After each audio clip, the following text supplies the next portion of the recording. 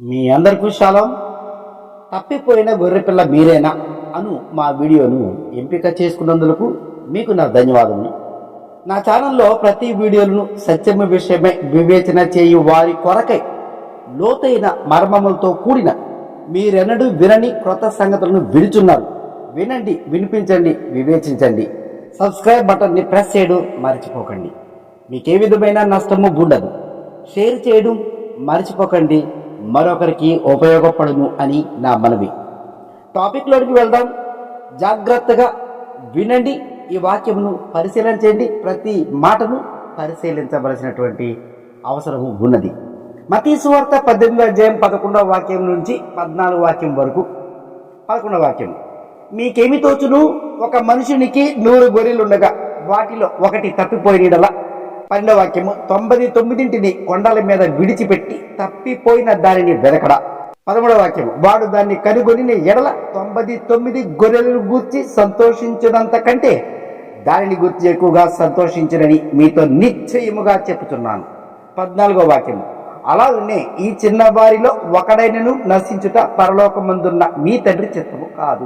మత్తయి సువార్త 18వ అధ్యాయంలో 10వ వాక్యం మనం చదువుదాం. ఈ చిన్న వారిలో ఒకనినైనను తృణీకరింపకుండా చూచుకొనిడి. వీరు దూతలు పరలోకమందున్న నా తండ్రి ముఖమును ఎల్లప్పుడూ పరలోకమందు చూచుచుందురని మీతో చెప్పుచున్నాను. అలాగే లూకా 15వ అధ్యాయము 3వ వాక్యం నుంచి 7వ వాక్యం వరకు చదువుదాం. 3వ వాక్యం, అందుకైనా వారితో ఈ ఉపమానము చెప్పెను. 4వ వాక్యం, మీలో ఏ మనుషునికైనను 100 గొర్రెలు కలిగి ఉండగా వాటిలో ఒకటి తప్పిపోయిన ఎడల అతడు 99 అడవిలో విడిచిపెట్టి తప్పిపోయినది దొరకు వరకు దానిని వెలక వెళ్ళడా. 5వ వాక్యం, అది దొరికినప్పుడు సంతోషంతో దాన్ని తన బుధముల మీద వేసుకొని ఇంటికి వచ్చి తన స్నేహితులను పొరుగు వారిని పిలిచి. 6వ వాక్యం, మీరు నాతో కూడా సంతోషించుడి, తప్పిపోయిన నా గొర్రె దొరికినదని వారితో చెప్పును కదా. 7వ వాక్యం, అటువలే మారు మనసు అక్కర లేని 99 మంది నీతి మంతుల విషయమే కలుగు సంతోషము కంటే మారు మనసు పొందు ఒక్క పాపి విషయమే పరలోకమందు ఎక్కువగా సంతోషము కలుగును. సృష్టికర్త, బోధకుడు, ఉపదేశకుడు, యాజకుడు దయగల నోటితో పలికిన ఉపమానం మరియు ఇది ప్రవచనము ఈ అంతిమ దినములలో జరగబో సంగతులను ఉపమాన రీతిగా బోధించును. అనగా ఈ కాలములో ఏం జరగబోతున్నదో మొదటి రాకలోనే బోధించెను అని మనము గమనించవలెను. మత్తయి సువార్త 18వ అధ్యాయము 11వ వాక్యంలో, మీకేమి తోచును? ఒక మనుషునికి 100 గొర్రెలు ఉండగా వాటిలో ఒకటి తప్పిపోయినవా. ఇది చదివిన మనకు అంతరంగిక భావము ఏదో తోచవలెను కదా. అనగా ఉపమాన రీతిగా పోల్చి బోధించినది మనము ఎరుగవలెను కదా. ముందుగా మనము గొర్రెలమా కాదా? ఒకవేళ గొర్రెలమే అయితే ఎలా గొర్రె పిల్లలమైతివి? దీనికి జవాబు దొరకవలెను కదా. ఒకవేళ మేక పిల్లలమే అయితే ఎలా మేకపిల్ల అయితమో అది కూడా తెలియవలెను కదా. ఈ రెండాటికి ఖచ్చితముగా తేడా తెలియాలి. మొట్టమొదటిగా ఈ రెండాటికి ఖచ్చితముగా తేడా తెలియాలి. గమనించండి, మేకలను కాపరి పచ్చిక బయలుకు తీసుకుని పోయినప్పుడు అవి ఒక మార్గములో వెళ్ళజాలవు. అస్తవ్యస్తముగా వాటికి నచ్చినట్లుగా చెల్లా చెదిరైపోయి కాపరిని లెక్క చేయకుండా సాగిపోతూ ఉంటాయి. సహజంగా ఇవి సాధు జంతువులు. వీటి ఆహారము ఆకులు, అలములు, గడ్డి, పచ్చికలు ఇలాగా ఈ మేకలు తింటూ ఉంటాయి, ఆరగిస్తూ ఉంటాయి, ఎక్కువగా ఆరగిస్తూ ఉంటాయి. అదే గొర్రెపిల్లైతే చక్కగా ఒక మార్గము గుండా ఒక దాని తర్వాత ఒకటి గుంపుగా కాపరి వెనుక సాగిపోతూ అటు ఇటు చెదిరిపోకుండా కాపరి ఎక్కడ వరకు తొడుకుని పోవునో అక్కడ వరకు దారిలో ఆ మార్గం మధ్యలో ఏ ఆహారము తినకుండా అక్కడ వరకు పోయి అక్కడ పచ్చికను అనగా లేత గడ్డి బాగా ఇష్టపడి తింటాయి. అదే వాటికి శ్రేష్టమైనటువంటి ఆహారము. ఈ గొర్రెలకును మేకలకును ఉన్నటువంటి వ్యత్యాసము అదే. మేకలకును గొర్రెకును వ్యత్యాసముని మీరు గమనించగలరు. బోధకుడు గొర్రె పిల్లలనే కోరుకునే గాని మేక పిల్లలను ఎంత మాత్రము ఆయన కోరుకొనడు అని వాక్యము సెలవిచ్చుచున్నది. దాని అంతరంగిక భావం అదే. అయితే మనము గొర్రె పిల్లలుగా ఉండడానికి ఇష్టపడతాం. మేక పిల్లగా ఉండుటకు ఎవరు ఎంత మాత్రము ఇష్టపడము కదా. అయితే ఇది ఉపమానం గల మనము గొర్రె పిల్లల బోధకుని దృష్టిలో పడాలి. అయితే ఏం చేయాలి? సృష్టికర్త మానవ శరీరముగా మరియ గర్భమందు జన్మించక మునిపే భూమి మీద పుట్టలేదు సుమా. గర్భమందు పుట్టక మునిపే గర్భములో జీవకణము పడిన మొదటి దినమున ఆయన పేరును గాబ్రియేలు దూత పరమందు నిర్ణయించిన పేరు అయిన యేషువ అని పేరు పెట్టబడెను. ఆ పేరు రక్షణ, విమోచన, పాపక్షమాపణ అయిన పేరు. మహిమ గల నామమును మరియకు హెబ్రీ భాషలో చెప్పబడినది. ఇంగ్లీషు భాషలోనో హిందీ భాషలోనో చెప్పలేదు. సాక్షాత్తు హెబ్రీ భాషలో చెప్పబడిన పేరే మొదటిగా ఒప్పుకొనవలసి ఉన్నది. పస్కా గొర్రెపిల్ల పేరు యేషువా. రెండవది, బలియాగము అయిన నాటి నుండి శాశ్వత బోధకుడు అని నీవు ఒప్పుకుంటేనే అప్పుడు నీవు గొర్రెపిల్ల అవుదువు. ఈ రెండు ప్రధానమైనవి. ఆయన బలియాగము అయిన తర్వాత శాశ్వత కాపరి ఆయను. విశ్వసించిన వారు గొర్రె పిల్లలము అవుతాము.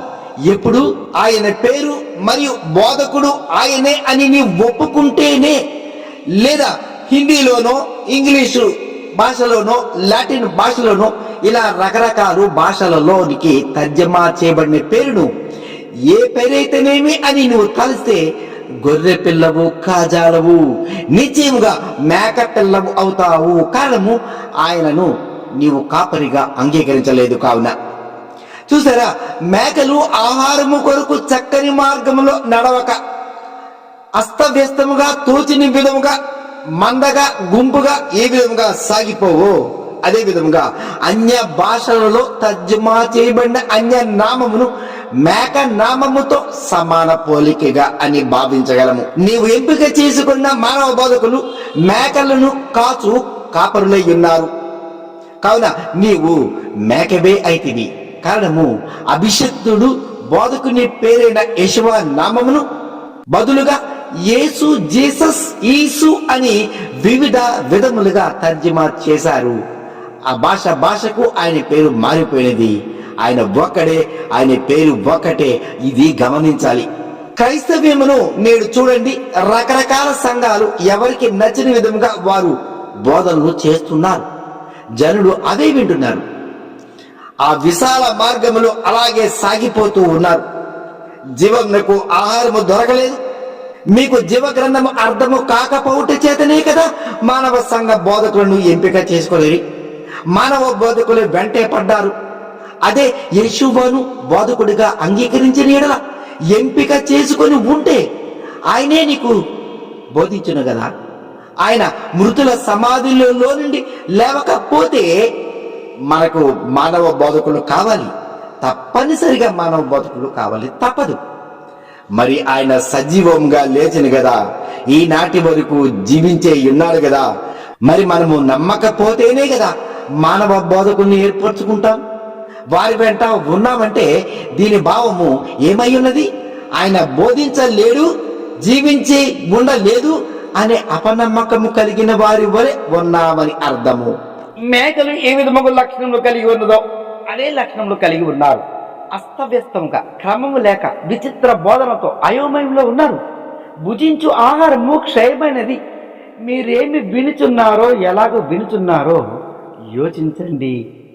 అబ్బే అదంతా కాదు, ఆయన పేరు యేసు, జీసస్ అని అంటావా? అది నీ ఇష్టం. నా మనసు మార్చుకోను అని నీవనుకుంటే గొర్రె పిల్లవు కావు, ఎంత మాత్రము గొర్రె పిల్లవు కావు అనే భావమై ఉన్నది. కారణం పస్కా గొర్రె పిల్ల నామమున నీ నోటితో నీవు ఒప్పుకొనలేదు గనుక. మత్తయి సువార్త 18వ అధ్యాయం 10వ వాక్యంలో, ఈ చిన్న వారిలో ఒకనినైనను తృణీకరింపకుండా చూసుకొనండి, వీరి దూతలు పరలోకమందున నా తండ్రి ముఖమును ఎల్లప్పుడూ పరలోకమందు చూచుతుందని మీతో నిశ్చయముగా చెప్పుతున్నాను. ఈ చిన్నవారిలో ఒకరినైనా తృణీకరించకుండా చూచుకో. ఎవరు ఈ చిన్నవారు? ఆయన బోధనలో ఆంతర్యం ఏంటి ఖచ్చితంగా తెలియాలి. అది తెలిసి తీరాలి. అది అంతే. ఎవరి చిన్నవారు? బోధకుడా, దీని భావం ఏమి అని ఎవరిని అడగాలి? ఈ విశ్వములో అనాది నుండి నేటి తరము వారి వరకు జీవాధిపతి సృష్టికర్త అయిన యేషువ మెస్సియా ఒకడే బోధకుడు. ఆయన మాత్రమే అడగాలి. ఆయనను మాత్రమే అడిగి తీరాలి. ఏ మానవ మాత్రుడు బోధకులు కారాదు కాకూడదు. ఆలోచనకర్త, నిన్ను ఆలోచింపజేయు కారకుడు ఆయనే నీకు స్వయంగా బోధించేటటువంటి వాడు. చిన్నపిల్లలు, చిన్నవారు, పసిబాలురు, చిన్నపిల్లలారా ఇలా ఆయన సంబోధిస్తూ బోధించారు కదా. చదివారు, విన్నారు కదా. ఎవరు వీరిని తృణీకరించవద్దని ఆజ్ఞ ఇవ్వబడిందంటే ఆయన దృష్టిలో ఈ చిన్నవారు ఎంతో ప్రముఖులన్నమాట. చిన్నవారు అనగా ఎవరు? మానవ జీవితకాల దశలను 4 దశలుగా విభాగించవచ్చు. 1 వృద్ధుల కాలము, 2వది యవనస్తులు, 3వది బాలురు, 4 పసిబాలురు. ఈ 6000 సంవత్సరముల సృష్టి జీవితకాల దశలలో ఆయనను విశ్వసించిన మానవ జాతిలో వరుసగా 1 వృద్ధులు, కుటుంబానికి పెద్ద అనుభవ జ్ఞానం గలవారు అంటాం కదా. అదే విధంగా ఆదాము నుండి అబ్రహాము, మోషే వరకు 1వ తరపు విశ్వాసులను వృద్ధాప్య దశ వారని అర్థము. 2వది యవనస్తులు, కష్టించి పనిచేయవారు, బలశాలురు, వీరులు, శూరులు. ఈ దశే యవ్వన దశగా మనం గుర్తించగలము. అనగా మోషే నుండి మెస్సయ వరకు యవ్వన దశగా భావించవలను. 2వ తరము వారి విశ్వాసులు యవ్వన దశ వారని గమనించగలము. 3 బాలుర దశ, ప్రతి సంగతిని అభ్యసించేవారు బాలుర దశ. అనగా ఆది సంఘము 12 మంది అపోస్తులు బాలుర దశలో సమానమైనటువంటి వారు. 3వ తరపు విశ్వాసులను బాలుర దశ వారని వివేచించి అవగాహన చేసుకునవలెను. 4వ దశ పసిబాలురు, చిన్నపిల్లలు, చిన్నవారు.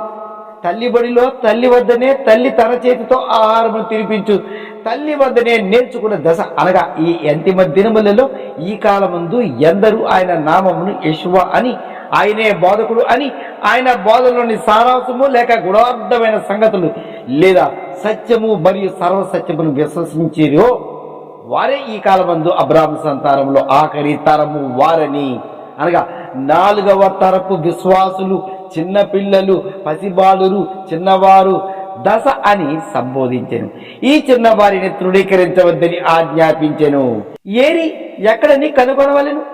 ప్రస్తుతము మొత్తం మీద జీవగ్రంథమును చదువు కొందరు మేకలము కారాదని, పస్కా బలి యాగపు గొర్రె పిల్ల అయిన హిబ్రూ భాషకు సంబంధించిన పరలోకమందు నిర్ణయించిన యెషువా నామమును ఒప్పుకున్న వారందరూ ఆయన నామమును బట్టే గొర్రె పిల్లలైరి. వీరు క్రైస్తవులలో నుండి బయటికి వచ్చిన వారందరూ మెసానిక్సే అయ్యిరి. ఆయన నామమును ఒప్పుకున్నారు కనుక గొర్రె పిల్లైరి. అనగా ఈ గుంపు వారికే ఈ ఉపమాన భావము వర్తిస్తుంది. ఎలా అనగా గొర్రెలలో నుండి ఒక గొర్రె తప్పిపోయినది కనుక మేకలలో నుండి తప్పిపోయినదని ఆయన బోధించలేదు అని వివేచించగలము. అసలు ఈ గొర్రె పిల్ల మందలలో నుండి ఎందుకు తప్పిపోయాను అన్నదే పెద్ద ప్రశ్న. యెషువా నామము సమాజములలోను వారిలో కూడా మానవ బోధకుల ద్వారా జీవాహారము లేక ఆహారము కొరకై ఈ ఒక్క గొర్రె పిల్ల గొర్రెల మందలో నుండి బయటికి వచ్చి వేశారు. ఆహారమును వెతుకుతూ తప్పిపోయింది. ఎందుకనగా అక్కడ అనగా మెస్సేనిక్స్ సంఘాల్లో కూడా క్రైస్తవుల వలె బోధకులు, సంఘాలు, దేవాలయాలు, కానుకలు, దశభాగములు, కూలికి బోధనలు, ఏకహృదయం లేకపోవడం, ఏకాత్మ లేకపోవడం, జీవాహారము లేక జబ్బు పడిపోయి ఆహారము కొరకై కదలలేని గొర్రెల వలె క్షీణించిపోయి మానవ కాపరుల వద్ద పోషక ఆహారములు అందక రోగమై కదలలేని స్థితిలో ఈ 99 గొర్రెలు ఉండిపోయినవి. ఆ మందలో నుండి ఒక గొర్రె పిల్ల మారు మనసు చెంది ఆహారము కొరకే వారిలో నుండి బయటికి వచ్చి వేయటమే తప్పుపోవుట అని భావమై ఉన్నది. లూకా 15వ అధ్యాయం 4వ వాక్యంలో మీలో ఏ మనిషికైనా 100 గొర్రెలు కలిగి ఉండగా వాటిలో ఒకటి తప్పిపోయినలా అతడు 99 అడవిలో విడిచిపెట్టి తప్పిపోయిన దొరికి వరకు దాన్ని వెళ్ళడా? తప్పిపోయిన వారిని మాత్రమే సర్వోన్నతుడు సృష్టికర్త అయిన యెషువా ఆయన వెతుకుతాడు. 90 మందిని అడవిలో విడిచిపెట్టేశాడు. అడవి అనగా లోకములో వదిలివేసెను. మత్తయి సువార్త 18వ అధ్యాయం 12వ వాక్యంలో 99 కొండల మీద విడిచి వెళ్ళి తప్పిపోయిన దాన్ని వెదకడా అనగా కొండల మీద వదిలివేసెను. కొండలు అనగా సంఘము, గుంపు. ఆ గుంపును వదిలివేసెను. కారణము నామమును ఒప్పుకున్నారు కానీ ఆయనను బోధకునిగా అంగీకరించలేదు. వీరు కూడా మానవ బోధకుల్ని ఎంపిక చేసుకుని వారి కాపరులు జీవ ఆహారమును అందించలేకపోయింది కనుక అనారోగ్యమైనవి కావున వదిలివేశాను. అవి నామమును ఒప్పుకుని ఉన్నవి కనుక గొర్రెలే, కానీ శ్రేష్టమైన గొర్రెలు కావు, ఆరోగ్యమైనవి కావు. కావుననే సంఘము లేక కొండల మీదే వదిలిపెట్టేశాడు అనే భావమై ఉన్నది. ముందు వాక్యంలో ఇదే ఉపమానము అడవిలో అనగా లోకములో ఎక్కడ సంఘములో వదిలివేసెను. మత్తయి సువార్త 18 వాక్యంలో వాడు దాన్ని కనుగొని ఎడల 99 గొర్రెలను గూర్చి సంతోషించినంత కంటే దాన్ని గురించి ఎక్కువగా సంతోషించడని మీకు నిశ్చయముగా చెబుతున్నాను. ఆ 99 గొర్రెలే సంతోషమే, కానీ ఈ తప్పిపోయిన గొర్రె దాన్ని గురించి ఎక్కువ సంతోషించను. ఈ గొర్రెల యొక్క ఉద్దేశము ఆయనే జీవాహారం దయచేయవాడని నమ్మిన కనుక అని మనము భావించగలము. లూకా 15:7 వాక్యంలో అటువలే మారు మనసు అక్కరలేని 99 మంది నీతిమంతుల విషయమై కలుగు సంతోషము కంటే మారు మనసు పొందు ఒక్క పాపి విషయములో పరలోకమందు ఎక్కువ సంతోషము కలిగెను. ఈ 99 మంది మారు మనసు అక్కర లేదని భావించింది, కేవలము నామము ఒప్పుకున్నాము కదా అనే భావంలోనే ఉండిపోయేది. ఆ ఒక్క వ్యక్తి తప్పిపోయిన ఆ ఒక్క వ్యక్తి ఆహారము లేక, ఆ గుంపులో ఆహారము లేక, ఆ ఒక్క వ్యక్తి ఆహారము కొరకై ఆయనే బోధకుడు అని విశ్వసించిన గనుక ఆయననే ఆశ్రయించవలెనన్న గుడార్థమైన సంగతులు ఆయనకు మాత్రమే తెలియదు కనుక ఆయనే ఆహారము దయచేయును అని నమ్మెను. లూకా 15:5 వాక్యంలో అది దొరికినప్పుడు సంతోషముతో దానిని తన భుజముల మీద వేసుకొని ఇంటికి వచ్చి తన స్నేహితులను పొరుగు వారిని పిలిచి, నిన్ను ఆయన వెతకాలి, ఆయనకు నీవు దొరకాలి, ఆయన నీ యందు సంతోషించాలి, తన భుజములపై వేసుకోవాలి, తన స్నేహితులు అనగా తన ఇల్లైన ఇజ్రాయేలు తీసుకుని వెళ్ళాలి, పొరుగువారు అనగా హెబ్రీలను పిలవాలి, మిమ్మును చూపించాలి. ఎవరికి చూపించాలి? పితరులకు, రాజులకు, ప్రవక్తలకు, అపోస్తులకు చూపించాలి. వీరే స్నేహితులు మరియు పొరుగువారినై ఉన్నారు. ఇందు నిమిత్తమై ఆయన బోధించినది ఇదే. యోహాను సువార్త 10:16 వాక్యంలో, ఈ దొడ్డివి కాని వేరే గొర్రెలు నాకు కలవు, వాటిని కూడా నేను తోడుకుని రావలేను, అవి నా స్వరము వినును, అప్పుడు మంద ఒకటియు గొర్రెల కాపరి ఒకడును అగును. ఈ దొడ్డివి కాని అనగా ఇజ్రాయేలీల దొడ్డు నుండి గొర్రెలు కాకుండా లేక విశ్వాసులు అని భావించుము. వేరే గొర్రెలు అనగా అన్య జాతులలో నుండి కూడా ఆయనకు గొర్రెలు ఉన్నవి. వాటిని ఎక్కడి నుండి తోడుకుని వెళ్ళాలి? ఇజ్రాయెల్ దేశము అనే దొడ్డులోనికి తోడుకుని రావాలి. అప్పుడు ఇజ్రాయెల్ దొడ్డులోని గొర్రెలు అన్య భాషలలోని గొర్రెలు ఒకటై గొర్రెల కాపరి ఒకటవును. ఇది ఆయన మానవుల ఎడల చేయబోవు ప్రణాళిక అని గ్రహించవలను. ఆయన బోధించింది పిట్ట కథలు కాదు సుమా, జరగబోవునది ప్రవచన రూపమందురు మరియు ఉపమాన రూపమున బోధించిన కావున విశ్వాసి అనువాడు చాలా జాగ్రత్త వహించవలెను. ఆయనకు గొర్రె పిల్లగా ఉండదలిచితే ఏం చేయాలి? ఏ విధముగా చేయాలి? ఏ మానవులైన సృష్టికర్త కనికరము పొందవలన మొట్టమొదటిగా మానవ మతములలో నుండి తప్పించుకొనవలెను. ఈ గొర్రె పిల్ల అన్య సంఘములు లేక ఇతర మతములలో నుండి కొంత అనుభవం సంపాదించాలి, అక్కడ విరక్తి చెందాలి, వాటి నుంచి బయటకు రావలెను. రెండవదిగా జీవ గ్రంథము వద్దకు చేరవలెను. మానవ బోధకులచే సిద్ధపరిచిన మేకల సమాజమును గుర్తించవలెను. వారి ఉపదేశములు కొంత అనుభవం పొందవలెను. వారు చెప్పు బోధన గ్రంథములో చెప్పిన విధముగా ఉడవలెను. ఆయన బోధించిన విధముగా లేని యెడల వారిలో నుండి బయటపడవలెను. వీరి ప్రధాన తప్పిదం ఏమనగా బోధకుని నామము మరిచిపోయిరి, వేరే నామమును ఉపదేశించుతున్న యెడల మరియు ధర్మశాస్త్రము రద్దయినదని బోధించిన యెడల ఖచ్చితంగా మేకల సమాజంగా గుర్తించవలెను. వాటి నుంచి నీవు బయటపడవలెను. మూడవదిగా యెహోవా నామమును ఒప్పుకున్నారు కనుక గొర్రెల సమాజము అయిరి, కావున వారే పిలువబడినటువంటి వారిగా గుర్తించవలెను. వీరి వద్ద కూడా కొంత అనుభవమును సంపాదించవలెను. మేకల సమాజములో ఉన్న మాదిరిగా మానవ సమాజ బోధకులు బోధించిన దానికి, మెస్సీ బోధించిన దానికి వ్యత్యాసమును గమనించవలెను. వీరి ప్రధాన తప్పిదము ధర్మశాస్త్రమును అనుసరిస్తారు, కానీ మోషే ధర్మశాస్త్రము మాత్రము కాదు. మరియు ఇంగ్లీష్ క్యాలెండర్లో శనివారం విశ్రాంతి దినం అనుసరిస్తారు. ఇదే వీరి యొక్క ప్రధానమైనటువంటి తప్పిదము. ఈ మేకల సమాజము నుండి తప్పించుకున్న మాదిరిగానే మరి ముఖ్యంగా మెస్సైనిక్ గొర్రెల సమాజముల నుండి తప్పించుకొనవలెను. కారణము, ఈ సంఘంలో జీవము లేదు, ఆత్మ లేదు, ఆహారము లేదు. అక్కడ జీవాధిపతి అయిన కాపరి లేడు, లేక మెస్సియ లేడు. మెస్సియకు బదులుగా మానవులు బోధకులు ఉన్నందున కాపరిని వెతుకుతూ ఆహారము కొరకు అడవి అను లోకములో గొర్రెలు తప్పిపోయినటువంటి మాదిరిగా ఆ సమాజములోంచి తప్పించుకొనవలెను. ఇప్పుడు తప్పిపోయిన గొర్రె పిల్లకు కాపరి లేడు.